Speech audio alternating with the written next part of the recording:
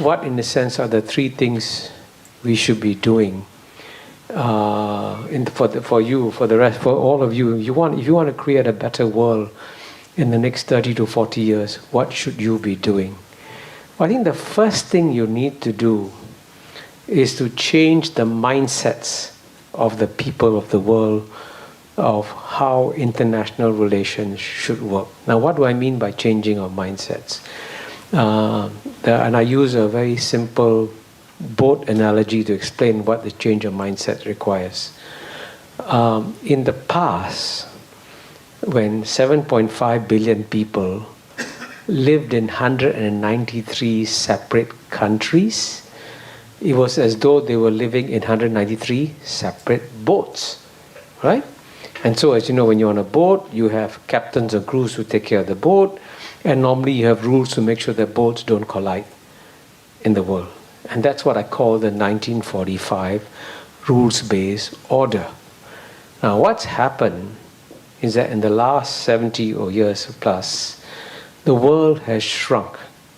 It has become very small, very interdependent place. So now the 193 countries are no longer on 193 separate boats. The 7.5 billion people who live in 193 separate countries are now living in 193 separate cabins on the same boat.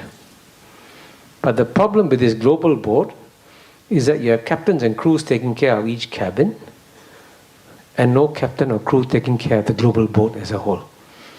And that's absurd, because all the challenges that are coming for your generation, there's absolutely no doubt that your biggest challenges will be challenges that affect the whole boat, not challenges that affect your cabin alone.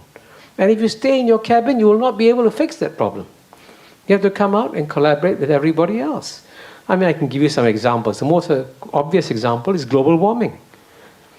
You can't solve global warming in any country. You have to work with the whole world, right?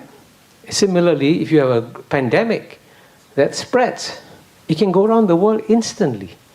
And you know, Singapore experienced it, I think in 2003 or something, when you had the SARS virus. It started in a small village in China. From China went to Hong Kong, and from Hong Kong went simultaneously to two cities on opposite sides of the world, exactly opposite sides of the world, Singapore and Toronto. So that's how we are now on the same boat. So the question is, if we are on the same boat, why aren't we taking care of the boat as a whole? Which is why the only way you can take care of the boat as a whole is if you strengthen the institutions of global governance, and therefore you should be strengthening the United Nations. Unfortunately, at a time when the great powers should be strengthening the United Nations, they are weakening the United Nations. And this is suicidal for humanity, right? And I'm not exaggerating, by the way. The National Security Advisor of President Donald Trump is a man called John Bolton. And somebody asked John Bolton, what should we do about the UN? He said we should take a giant saw and cut the building into half and throw away half of it. So that's John Bolton. Now, at a time when you should be doubling the size of the UN, he wants to cut the UN into half. And that's an act of enormous stupidity at this time in human history. So that's the first thing that you need to do. The second thing you need to do is, as I mentioned to you earlier on, one of the most sensitive challenges we are facing is the divide between Islam and the West. And there's a famous writer called Samuel Huntington who wrote a book called The Clash of Civilizations. You may have heard of it. Fortunately, I'm pleased to inform you, I wrote a response to it. And my essay, which I co-authored with Larry Summers, is called The Fusion of Civilizations, not the clash of civilizations. So you should all, especially if you sit together in a room like this, from many different nationalities and from many different countries, in a sense, find out what is common among all of you, emphasize the similarities and not emphasize the difference. And the third and final thing you should do, and this is what I said at the very beginning, whatever you do, when you look at the future, please don't be pessimistic. You must retain your optimism and continue to believe that you can make the world a better place. Because when you consider how much the world has improved in the last 30 years, there is absolutely no reason why you all cannot do a better job than my generation did, and make sure you do an even better job in the next 30 years. Thank you very much.